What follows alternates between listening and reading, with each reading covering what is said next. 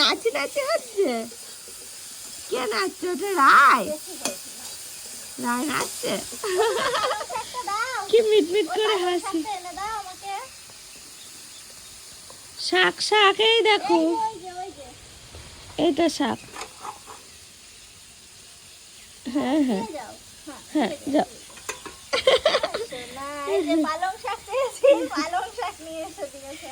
আর এখন রান্না হচ্ছে। বৌদি কি রান্না করছে বলো?